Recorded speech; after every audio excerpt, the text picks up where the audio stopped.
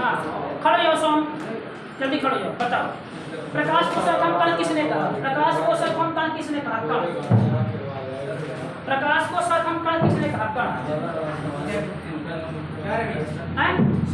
प्रकाश को सर्वमकाल किसने कहा? कण। कण नहीं पढ़े हो ना? हाइजेनबर्ग ने कहा था। Very good. सियोन खड़े हो, जल्दी खड़े हो।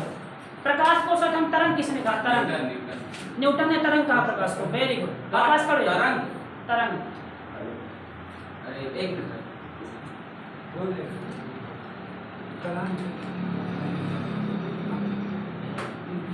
हाँ, प्रकाश के तरंग से ध्यान रखो, सिद्ध किसने किया था? वो 1890 में किया था ऐसे कुछ। कौन? Thomas young. बढ़िया।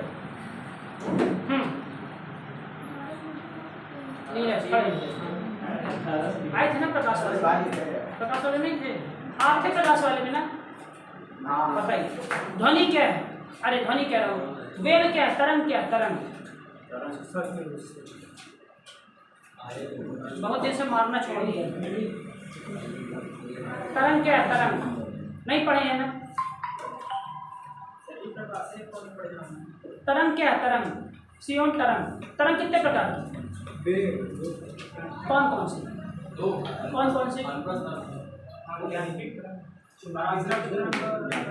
हमको बताओ, इधर बताओ, मुझे बताओ। सॉन्ग इधर बताओ। फीस कहाँ दी है? हाँ, तरंग कितने प्रकार की? कौन कौन सी? और यांत्रिक तरंग क्या है?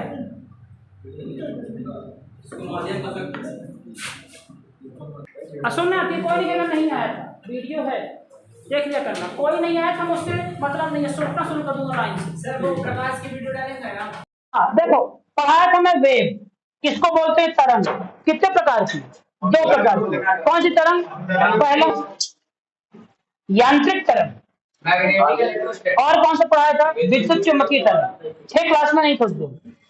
विद्युत चुम्बकीय तरंग, यांत्रिक तरंग को माध्यम की आवश्यकता होती है। इसमें एग्जाम्पल कौन सा था हमारा? ध्वनि। ध्यान आया? इसको माध्यम की आवश्यकता नहीं होती। क्या एग्जाम्पल है इसका? प्रकाश। पक्का? ठीक, कोई दिक्कत? प्रकाश स्टार्ट किए थे। ठीक, अब प्रकाश के बारे में, प्रकाश को कण किसने कहा? न्यूटन ने कहा। प्रकाश को तरंग किसने कहा? हाइजेनबर्ग। प्रकाश के तरंग को सिद्ध किसने किया? Thomas young. ठीक, उसके बाद दोबारा कल किसने कहा? कॉम्पटन ने कहा। अरे वो कॉम्पटन ने क्या बोला इसमें की ऊर्जा होगी? क्या होगी? E बराबर h म्यू। आइंस्टीन ने क्या बोला इसको? हाँ, प्लांक। ये आइंस्टीन ने क्या बोला? उसके बाद कौन सी आए? कॉम्पटन रहा। क्या बोला? प्रकाश से क्या है? कण। उसके बाद कौन आया? De Broglie. क्या बोला? प्रकाश क्या है? दोहरी प्रकाश। ये सारे के सारे सवाल हैं जो मैं कराया था। पक्का? ठीक है, कोई दिक्कत? चलो आगे देखो। अब डालो प्रकाश,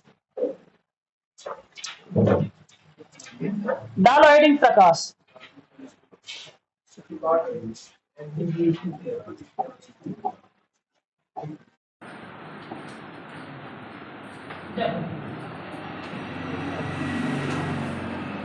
सबसे पहले होती है गामा किरणें, ध्यान देना प्रकाश में। सबसे पहले कौन सी होती है? गामा किरणें, ध्यान देना। गामा को ऐसे बोलते हैं। गामा के बाद होती है एक्सरे। गामा के बाद कौन सी होती है? एक्सरे। एक्सरे होती है। इसके बाद तुम्हारी कौन सी होती है?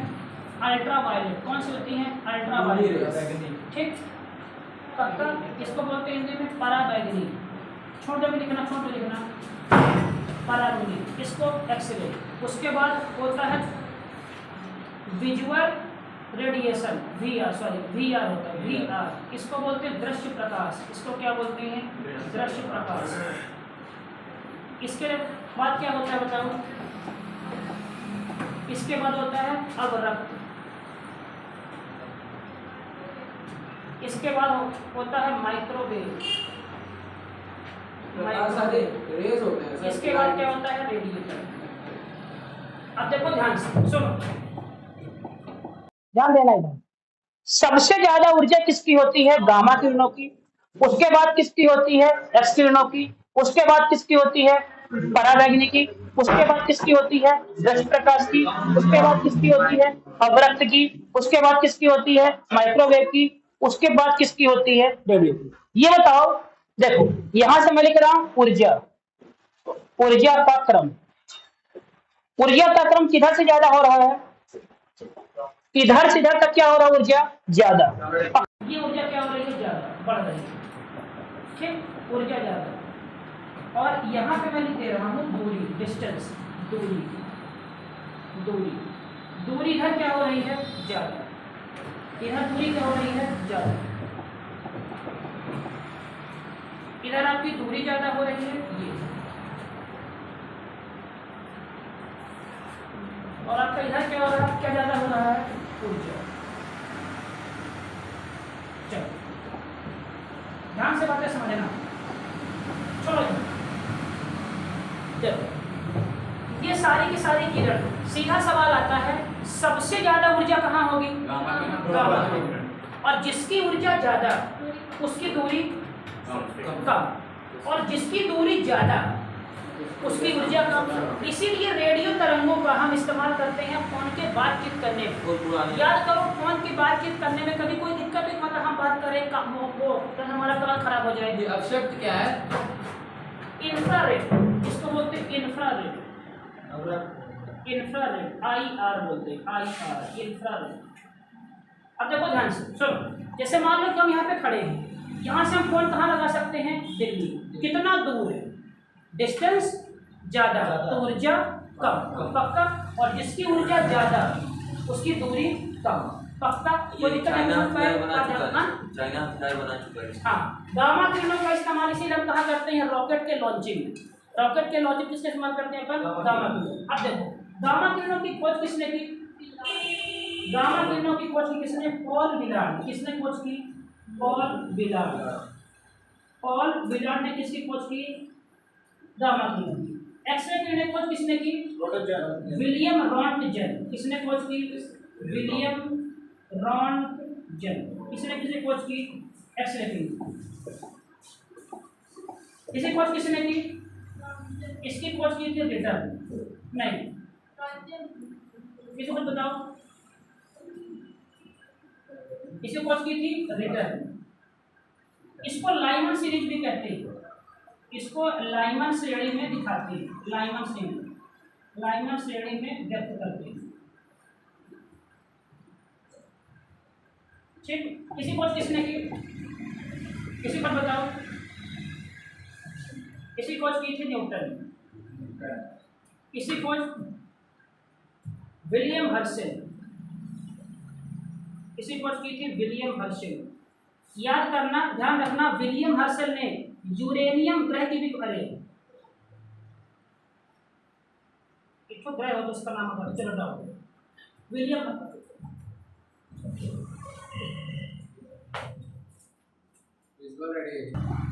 छोड़ो लिखने का, लाइव में गामा किरणों वाला गामा किरणों को खोज की थी पॉल विलार्ड ने।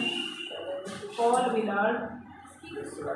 किसकी खोज की थी? William Röntgen. किसकी खोज की थी? William Röntgen. इसे खोज की थी रिटर। इसे लाइमन सीरीज, लाइमन श्रेणी में दिखाया जाता है, लाइमन श्रेणी में व्यक्त करते हैं, लाइमन श्रेणी में व्यक्त करते हैं। ठीक, इसकी खोज किसने की थी? न्यूटन ने। William Röntgen, William Röntgen. ठीक, विलियम रॉन्टजन ने किसकी खोज की? किसकी? Paul Willard. अब ध्यान देना इधर, देखो इसके सुनो, कहीं कहीं गामा में नाम लिखा होता है हेनरी बैकुलर। क्या नाम लिखा होता है? हेनरी बैकुलर। लेकिन ध्यान समझना, देखो कहीं कहीं किताबों में नाम लिखा होगा, कोई गंदी किताबों में हेनरी बैकुलर। देखो नाम क्या लिखा होगा? हेनरी बैकुलर। अच्छा ये बताओ, गामा किरणें क्या है? गामा किरणें हमारी क्या है? ये रेडियोएक्टिव है कि नहीं होता है? कि नहीं? पक्का। हेनरी बैकुलर और मैडम क्यूरी और इनका भाई था पियरे क्यूरी। इन तीनों ने मिलकर रेडियो धर्मिता की खोज की थी। इन तीनों ने किसको खोज की थी? रेडियो धर्मिता। ठीक, ध्यान रखना ये वाली बात। मैडम क्यूरी, इसलिए इसकी इकाई क्या होती है? क्यूरी होती है। इसकी इकाई रेडियो एक्टिविटी तत्व की क्या होती है? इकाई क्यूरी होती है। ये तीनों ने मिलकर किसी खोज की थी? रेडियो धर्मिता की। लेकिन गामा क्या है? खोज किसने की थी? Paul Willard. पक्का यहाँ तक कोई दिक्कत किसी को? रेडियो एक्टिविटी वही रेडियो। लेकिन गामा की ना खोज किसने की थी? Paul Willard. पक्का कोई दिक्कत यहाँ पे? लेकिन साथ में ये तीनों ने मिल किया। चलो सर ये जो रेडियो का इसमें मैडम क्यूरी नहीं होगा, हमने कहा ना होता इसीलिए ठीक है। तीनों ने साथ में किया था। ये थी इनका भाई था और साथ में वैसे मैडम क्यूरी नहीं कराया था। हाँ तो मैडम क्यूरी ही लिखा होता, लेकिन डीप ग्रे है तो वहाँ के बाद ऊपर का लिखा होता मैडम क्यूरी वाले में रेडियो धर्मिता माइक्रो एक्टिविटी में और ये डेली है। ये मैं दिखा चुका हूँ, ये मैं केमिस्ट्री का बोला था। माइक्रोवेव वही है जो ओवन समझते हो? ओवन हवन नहीं भाई, जिसमें पैटीज रखी होती है। हवन ही होता है, हवन ही बोलते हैं। आप क्या बोलते हैं? अच्छा हमको लगा हवन बोल रहे हैं। नहीं सर, हाँ वही हम वही चल जाते हैं। समझाने का मैं प्रयास क्या कर रहा हूँ। देखो सूर्य के किरणें, देखो ध्यान देना, सूर्य की किरणें जब शुरू से निकलती हैं, देखो सूर्य की किरणें मान लो कि जैसे तो कुछ भाग उसमें क्या होता है? गामा। कुछ होता है ये हमारी धरती, मान ये धरती है हमारी धरती। ये बताओ ओजोन लेयर किसको आने से रोकती है? अल्ट्रावायलेट किसको रोकती है? इसको। क्या इसको रोकती है? इसको नहीं रोकती। जो प्रकाश हम देख पाते हैं, जो प्रकाश हम देख रहे हैं हमारे आसपास, जो 7 रंगों में दिखता है, कौन सा हमारा? दृश्य प्रकाश। पक्का क्या है ये? दृश्य प्रकाश। इसको कौन रोकता है? ओजोन। तो इसको कौन रोकता होगा? ये पहले रुकती होगी। इसे कौन रोकता होगा?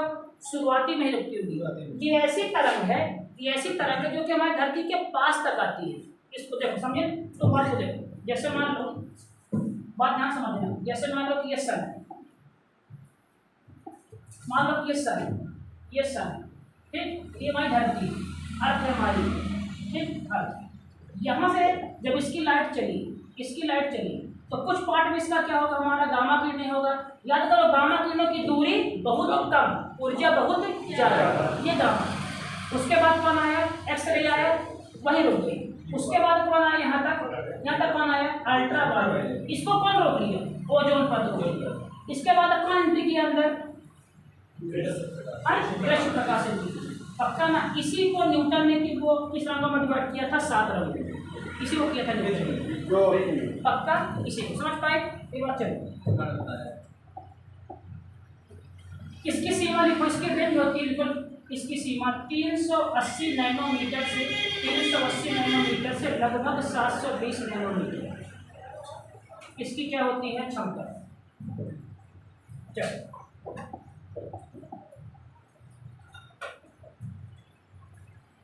आप ध्यान देना, इतना लिख लिया यहाँ पे। चलो गोस्वामी आंसर देना। दृश्य प्रकाश में पहला रंग कौन सा? पहला हमें रंग को इसमें कौन सा मिलता है? बताओ कौन सा मिलता है? इसे क्या बोलते हैं? वायलेट।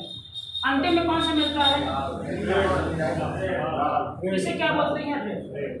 अब ध्यान देना, सुनो ध्यान देना, सुनो। इसका नाम क्या है? ये कौन सा रंग है? ये पारा का मतलब होता है उस पार। इसमें होता है उस पार, बैगनी के उस पार। क्या हो गया? पराबैंगनी। इसे क्या बोलते हैं? लाल को रक्त बोलते हैं ना, रक्त। और अब का मतलब होता है कम। क्या होता है इसका मतलब? कम। अब रक्त किरणें लाल से जो कम है अब रक्त है, बैगनी से जो ज़्यादा है पराबैंगनी। ये क्या हो गया? अब रक्त कम। बताइए समझ में? पक्का? ठीक। तो इसके बाद वो हमेशा कौन सा आएगा? बैगनी। इसके बाद कौन सा आएगा हमेशा? क्यों? क्योंकि यहाँ पे लाल खत्म होता है तो लाल से कम, बैगनी से ज्यादा। पक्का? ठीक, कोई दिक्कत यहाँ पे? अब यहाँ पे 2 हो गए, 5 और रंग होते हैं इसमें। पक्का ना? इनको अपन देखेंगे फिर बाद में, है ना? तो प्रकाश ये बताओ सबसे ज्यादा ऊर्जा किसकी होती है? सबसे दूरी कम किसकी होती है? दूरी कम।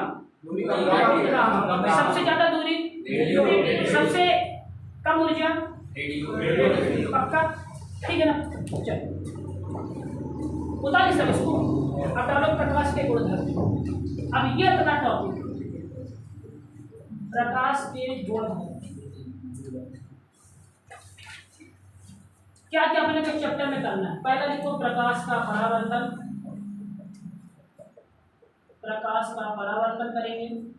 सेकंड लिखो प्रकाश का अपवर्तन। थर्ड लिखो प्रकाश का पूर्ण आंतरिक परावर्तन। पूर्ण आंतरिक परावर्तन। चौथा लिखो प्रकाश का व्यतिकरण। पांचवा लिखो प्रकाश का वर्णविक्षेपण। अगला लिखो प्रकाश का ध्रुवण। अगला लिखो क्या सुन गया? और व्यतिकरण, वर्णविक्षेपण, ध्रुवण, विवर्तन। प्रकाश का विवर्तन। प्रकाश का विवर्तन। प्रकाश का प्रकीर्णन। प्रकाश का प्रकीर्णन। और क्या छूटा इसमें बताओ? परावर्तन, अपवर्तन, आंतरिक परावर्तन, व्यतिकरण, वर्ण विक्षेपण, ध्रुवण, विवर्तन, प्रकीर्णन। और क्या ये इसमें है? और मारीचिका किसका ज्ञापन है? TIR क्या अपवर्तन? अपवर्तन ही पूरा आंतरिक परिवर्तन। TIR होने के लिए 2 शर्तें थी। पहला कौन थी? सघन से विरल। सेकंड कौन सी थी? आपतन कोण का मान परावर्तन कोण से ज्यादा होना चाहिए। याद आया? हीरा क्यों चमकता है?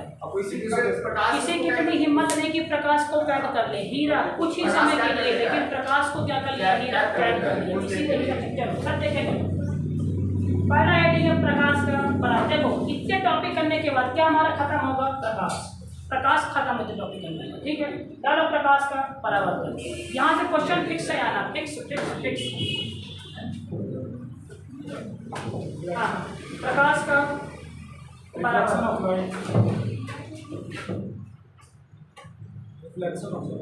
रिफ्लेक्ट। हाँ, इसको बोलते हैं रिफ्लेक्शन, इसको बोलते हैं रिफ्रैक्शन। इसको बोलते हैं टोटल इंटरनल रिफ्लेक्शन। इसको बोलते हैं इंटरफेरेंस। इसको बोलते हैं पोलराइजेशन। इसको बताता हूँ, इसको बोलते हैं स्कैटरिंग। दो ध्यान नहीं आ रहा, नहीं वर्णविक्षेपण क्या बोलते हैं? चलो प्रकाश का परावर्तन क्या है? बताओ। प्रकाश का किसी सतह से टकराकर उसी माध्यम से वापस अपना प्रकाश का परावर्तन करेगा। जैसे चिकनी सतह से प्रकाश का ही नहीं, किसी का भी टकराकर बॉल फेंके, बॉल लिए, बॉल को फेंके, उसी माध्यम में टकराकर वापस लौटना क्या कहलाता है? परावर्तन। ये घटना अगर प्रकाश के साथ होने लगे तो क्या हो जाएगा? प्रकाश का परावर्तन। हर एक इंसान का क्या hoता है?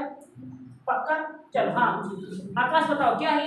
अरे इसके डेफिनेशन। उसके अलावा प्रकाश का परावर्तन से क्या समझते हो? सब ये किए क्लास 10th का है। सब सोच लेना अपना अपना आंसर। अरे परावर्तन क्या है? परावर्तन उदाहरण से बताते हैं। हाँ, जैसे बनता हो वैसे बताओ। हम चलिए दर्पण शीशा ले लिए, ठीक है? उसमें जो प्रकाश को वो प्रकाश डाले तो जो प्रकाश है उससे जो प्रकाश दूसरी जगह जाता है ना, वो परावर्तन कहलाता है। ठीक, बैठ। हाँ स्नेहा, परावर्तन मतलब उसके डेफिनेशन बता रही है। जैसे एग्जाम्पल दोनों को तुम मिला के बोल रही हो।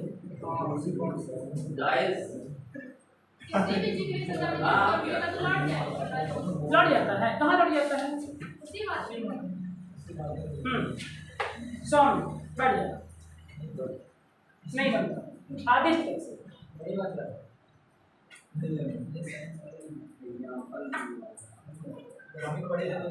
कैसे बताओ ना, परावर्तन है क्यों?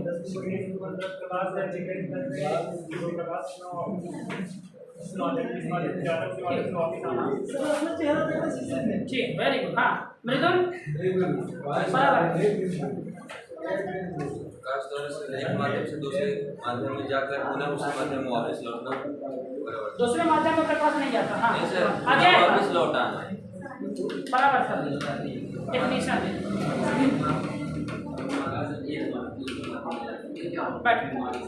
कोई भी ऑब्जेक्ट एक पॉइंट पे टकराता है दूसरे पॉइंट। ठीक, ये सही डेफिनेशन। और अजय, सर्वलिंग प्रकाश का परावर्तन। सुनो ना ध्यान से, देखो इधर सुनो। माध्यम दो प्रकार के होते हैं, ध्यान देना। एक माध्यम होता है सघन, एक होता है विरल। सघन क्या होता है?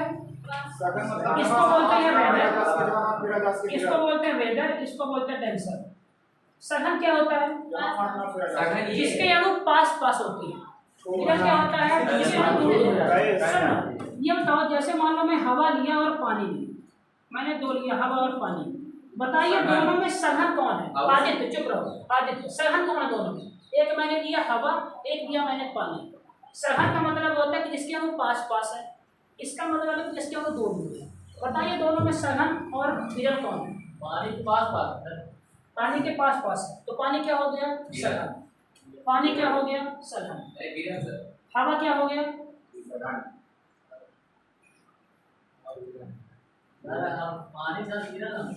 पानी सन विरल। कैसे? पास पास। तो जो पास पास होता है उसको सघन बोलते हैं। सघन, ये पास पास क्या बोलते हैं? सघन। दूर का पानी क्या बोलते हैं? विरल। तो पानी क्या हो गया? सघन।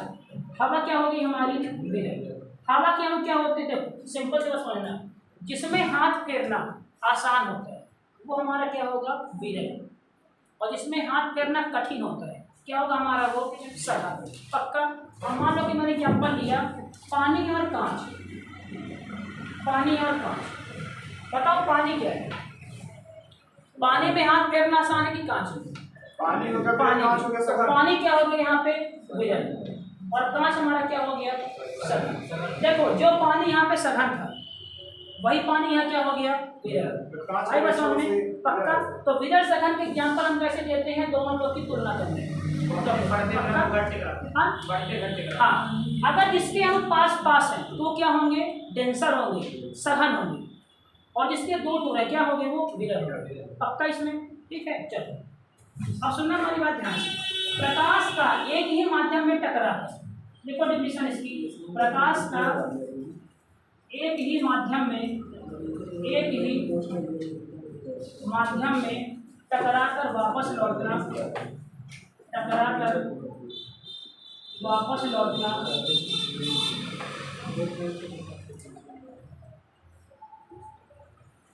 प्रकाश का परावर्तन कहलाता है।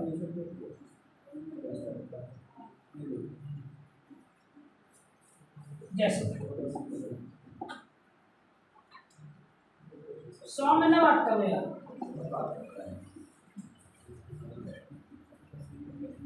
ये मान लो कि माध्यम है, ये माध्यम है। ये मान लो कोई प्रकाश किरण आई, ये टकरा के लौटी। ये प्रकाश किरण आई, ये टकरा के लौटी। जिस पॉइंट पे टकराती है उसी पॉइंट से हम एक ऐसी रेखा खींचते हैं जो कि वास्तव में होती नहीं है, इसको हम खींचते हैं। इसे क्या बोलते हैं? अभिलंब। क्या बोलते हैं इसे? अभिलंब। जो किरण आई उसे अपन क्या बोलते हैं? आपतित किरण। क्या बोलते हैं? आपतित किरण। और जो किरण जा रही है क्या बोलते हैं? परावर्तित किरण। ठीक, ये वाला जो कोण यहाँ पे बना, इस कोण को बोलते हैं आपतन कोण। इसका मान होता है IR। इसे क्या बोलते हैं अपन? आपतन कोण। आपतन कोण। आइए कोण हमारा क्या होता है? परावर्तन। क्या बोलते हैं इसे? परावर्तन कोण। लिख दीजिए बदल। आया कौन सा सर? आपकी इंसिडेंस रे इसको बोलते हैं। रिफ्लेक्टेड। बना ले सर इसको। बनाए।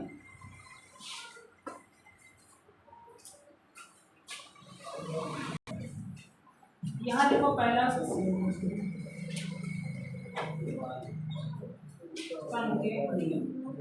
इसमें पहला लिखना आपतन कोण का मान। आपतन कोण का मान किसके बराबर होता है? परावर्तन कोण के बराबर।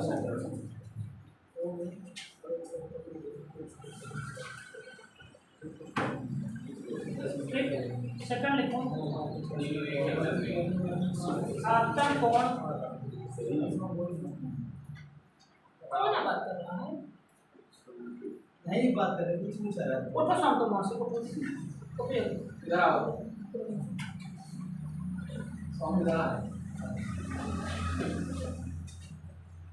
इधर आ। कहाँ है?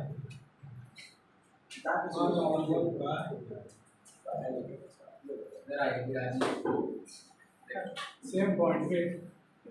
ये हाँ पॉइंट पे होते हैं। चलो देखो इसका इस्तेमाल कहाँ होता है। इसका देखो समझाता हूँ।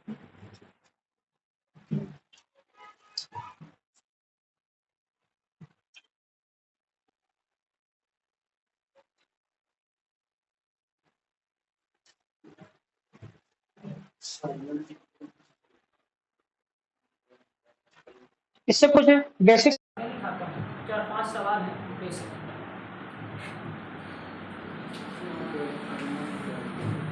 जितने जितने एंगल से आएगा उतने एंगल से क्या जाएगा? जाएगा। मान लो 60 एंगल से आया तो कितने से जाएगा? 60 से। 30 से कितने से जाएगा? 30 से। 40 से कितने जाएगा? Angle incident is equal to angle reflected. यहाँ से एक क्वेश्चन आता है सर, आज का चमकना पहन के किसी से होता है हवा से लेयर और ये वाला। और हाँ, चलो देखो सवाल देखो, क्वेश्चन बताना है। Angle I plus angle R is equal to 180 degree भी होता है ना? हाँ लिखो क्वेश्चन। यदि आपतित किरण का कोण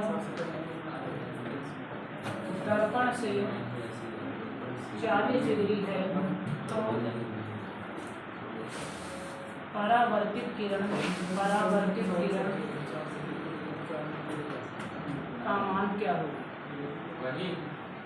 पहला ऑप्शन 40 डिग्री, दूसरा ऑप्शन 50 डिग्री, तीसरा ऑप्शन 60 डिग्री, चौथा ऑप्शन कोई नहीं। आज 40 से रही है तो कितने से जाएगी? 40 से सबका ना कितना है इसका 40, सबका ना पक्का ना चल जाएगा। जीवन इतना आसान नहीं जितना आप लोग समझते हो। देखो ध्यान से देखो, इसका मतलब साफ है कि आपका ध्यान क्लास में नहीं। देखो कैसे आपका कितना से इसका है? 40 50। अब सुनना हमारी बात ध्यान से। आपतित किरण का कोण दर्पण से 40 डिग्री है भाई। इसका डिग्री दर्पण से, सुनना मतलब 40 डिग्री हमने कौन सा एंगल दिया है? हमने 40 डिग्री आपको ये वाला एंगल दिया दर्पण से। कितना कोण है? 40 डिग्री। आई बस समझ में? पूरा कितने का होता है? यहाँ जहाँ तक, अरे यहाँ से 90, ये 40 में कितना हुआ? 50। अब ये 50 से आया है तो किससे जाएगा? 50 से किससे आएगा? 50 से। आई बस समझ में? जब यहाँ पे कहता है कि आपके किरण का कोण अभिलंब से कितना है? 40। तब क्या आंसर होता 40। लेकिन ध्यान देखो कि दर्पण से कितना दिया है 40, लेकिन आपतन कोण कौन सा है, ये वाला कोण, ये आपतन कोण है। आपतन कोण ये वाला हमारा क्या है आपतन कोण, तो आपतन कोण का मान इसके इक्वल होगा, ये वाला इसके इक्वल होगा, ये वाला इसके इक्वल नहीं होगा, पक्का ना। तो अगर ये 40 है तो कितना होगा 50, क्यों क्योंकि पूरा कितना होता है 90 होता है, पक्का ना। अविलंब से बोल लेते सर तो तब आंसर 40 ही होता है। अगर अविलंब में कहता तब क्या होता है आंसर 40 ही होता है। लेकिन क्या बोला है दर्पण से 40 अविलंब मतलब ओरिजिन से, अविलंब मतलब ये वाली लाइन से आए समझ में उतारिए थोड़ा ध्यान से, सीधे मिस्टेक। तीसरा इसमें लिखो, यदि हम, तीसरा लिखना, यदि हम दर्पण की तरफ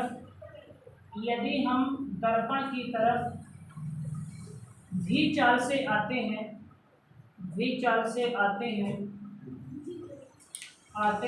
तो हमारा प्रतिबिंब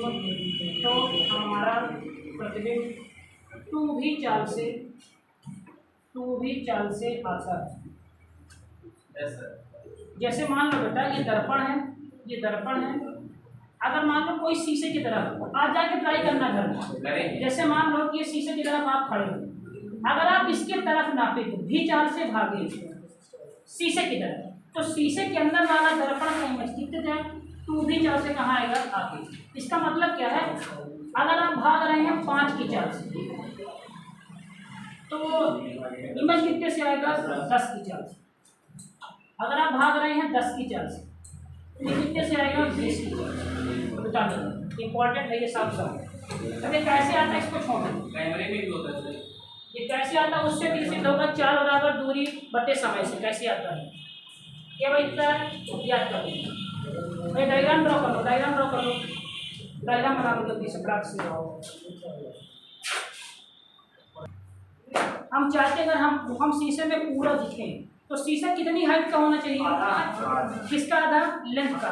देखो पूरा प्रतिबिंब देखने के लिए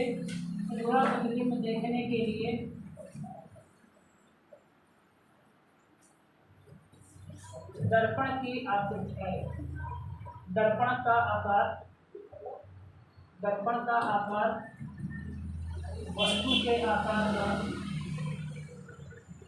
वस्तु के आकार का आधा होना चाहिए।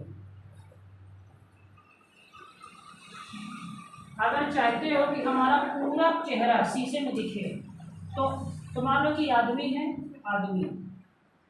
इसकी साइज का आधा क्या होना चाहिए तुम्हारा दर्पण होना चाहिए। आदमी की साइज का आधा क्या होना चाहिए दर्पण।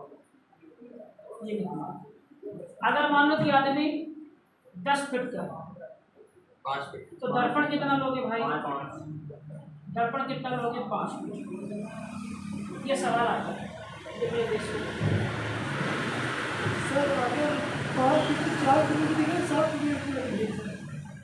अगर 5 पे हो तुम तो शीशा कितना लोगे 2.5, तब पूरा दिखोगे, पूरा नहीं दिखोगे, लेकिन पूरा दिखोगे फिर पीछे जितना पीछे, हाँ जितना पीछे तो दिखोगे तो कैसा लगे। लेकिन यहाँ पे क्या है अच्छा ये बताओ, सुनना बात ध्यान से सुनो, इसने सवाल सही किया है। मैं कह रहा हूँ कि अगर आदमी का जितना आदमी है उसके आधे हाइट हम क्या लेंगे दर्पण, तब आदमी क्या दिखेगा पूरा। मान लो छोटा शीशा, खूब छोटा शीशा जो होता है घर में, अब उसको हम रखते हैं क्या उस पर हम दिखते हैं पूरा नहीं दिखते ना। लेकिन अगर पीछे चले जाए उसको रख के तब दिखेंगे ना पूरा। उतने छोटे शीशे में अगर क्या दिख जाएंगे पूरा, कोई क्लियरिटी नहीं मिलेगी। नहीं क्लियरिटी बात नहीं है। मैं कह रहा हूँ अगर मैं जितनी हमारी हाइट है, सुनो इधर, जितनी हमारी हाइट है अगर इसी हाइट को तुमको पूरा देखना है तो तुमको हमारे हाइट का आधा शीशा लेना पड़ेगा। जो छोटे शीशा को हमको देख रहे हो पीछे जाने के बाद तो हमारी हाइट क्या हो गई है, बहुत छोटी हो गई है। सवाल समझे क्या बोल रहा हूँ मैं, क्या बोल रहा हूँ, खड़े जाओ। मैं क्या बोल रहा हूँ? तो हमसे ये पूछे कि सर अगर 5 फीट का आदमी है तो शीशा लगे में 4 फीट का तो दिख जाता है, ठीक है, लेकिन हम ये कह रहे हैं कि हम छोटे शीशे पे भी आपको पूरा दिखा सकते हैं। कैसे? शीशा रख दो और तुमको खूब पीछे कर दो, तुम देख जाओगे ना, नहीं दिखोगे, लेकिन तुम्हारी साइज जो है ना छोटी हो जाएगी। अगर तुम चाहे तो अपने आप एकदम पूरा इसी साइज का देखना, तो अपने साइज का आधा शीशा लो। सवाल समझिए आप? पक्का किसी भी शीशे में हम अपने आप को पूरा देख सकते हैं, लेकिन हम उसमें छोटे दिखेंगे, अपनी वास्तविक साइज का नहीं दिखेंगे। बैठ जाओ। सर अगर मॉल फोन पे पर रहते हैं। एक सेकंड, आपके लिए फोन है, आप किसमें पूरा देखेंगे सर? आपको देखना चाहिए फोन से। बैठो। एकदम करें। सच पाई बात ध्यान से। 4 लिखो, 5 लिखो, नहीं उसमें पीछे करना पड़ेगा दीपक, थोड़ा बुद्धि लगाओ। लिखो 5। यदि दर्पण को थीटा कोण से घुमा दें, यदि दर्पण को एंगल आई, हाँ नहीं एंगल नहीं, दर्पण को घुमा रहे हैं, आई तो हमारी आने वाली रेस है, दर्पण को घुमा रहे थीटा से, दर्पण को अगर थीटा को अरे दर्पण को थीटा कोण से घुमा दें तो प्रतिबिंब 2 थीटा कोण से घूम जाता है, 2 थीटा कोण से घूम जाता है। जैसे कि यहाँ पर अगर दर्पण को हमने घुमाया मान लो 40 से, तो इमेज कितने से घूमेगी? 40 गुणे 2 कितने से घूमेगी? 80। ये कुछ एग्जाम में आता है और इसमें क्या रहेगा कुछ और इसमें है बताने का। पढ़ना नहीं है, समझाना है। लिखा क्या? अगर दर्पण 40 है, कॉलेज 50 है, दर्पण 50 है। क्या पढ़ा दर्पण? थीटा समझाता हूँ तो सुनती नहीं हूँ, क्या समझा रहा हूँ, क्या चल रहा है? अभी दिखा रहा हूँ। हाँ क्या है? तुम बताओ क्या है?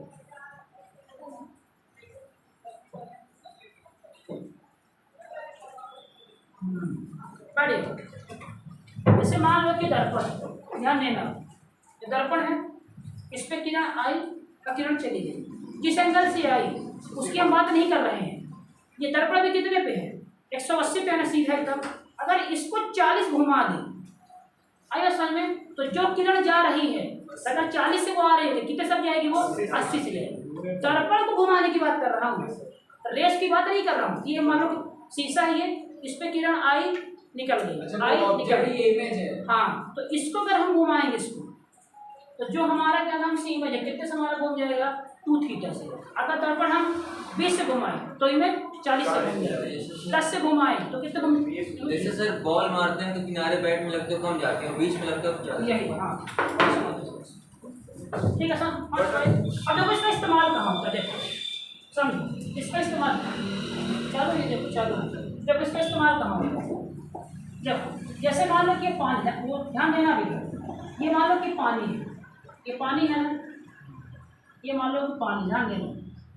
मान लो कि जो हमारी वो चलती है ना नाव, ये मान लो कि नाव है, ये नाव ये चल रही है, नाव का कुछ भाग पानी के नीचे होता है कि नहीं होता है? कि ऊपर रहता है, कुछ भाग पानी के। अच्छा, नाव अगर डूब रही है किससे कारण? और द्रव्यमान ज्यादा। याद करो विमान का खोद में यहाँ क्या लगा होता है, उसको खोद देते हैं, पानी ज्यादा कहाँ चली गई तो नीचे, पक्का उसको निकाल के कहाँ गई तो ऊपर। करा था ना इतनी बारी बात। चलो ध्यान दो, जैसे मान लो कि नाव चल रही है, तो मान लो इतना डूबी है नाव, ठीक है, ये चल रही है। अब मान लो कि यहाँ कोई चट्टान है, यहाँ कोई चट्टान पानी के अंदर, कैसे देख पाओगे?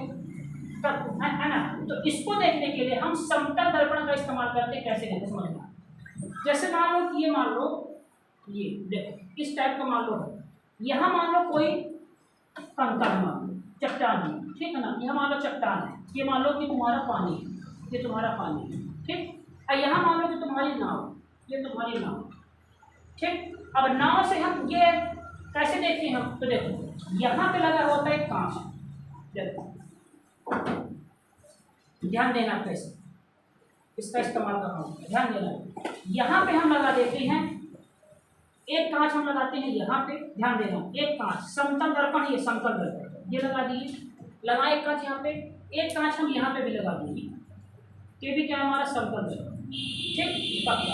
अब जब ये किरणें यहाँ से यहाँ आई तो यहाँ पे पड़ी है, यहाँ से पड़े बाद कहाँ गई है, सीधे चली गई, सीधे चली गई, फिर चलने के बाद कहाँ चली गई, यहाँ से यहाँ निकल गई।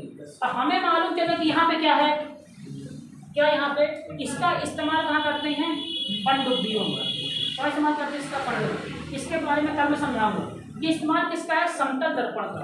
अच्छा कभी मेला में कैमरा देखे हो, अगर कैमरा पे कांच से ऐसा करो, ऐसे उसको घुमाओ तो क्या दिखता, रंगीन दिखता, देखे हो? पहले के जमाने में कैमरा मिलते हैं,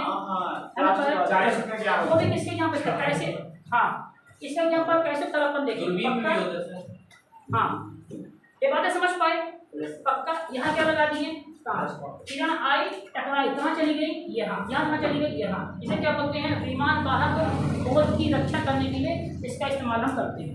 अब कैसे समतल, ये हमारा क्या खत्म हो गया है, लगभग ये खत्म, कल क्या स्टार्ट करेंगे अपवर्ड, ठीक है। चलो 10 मिनट का ब्रेक है, 10:40 से वो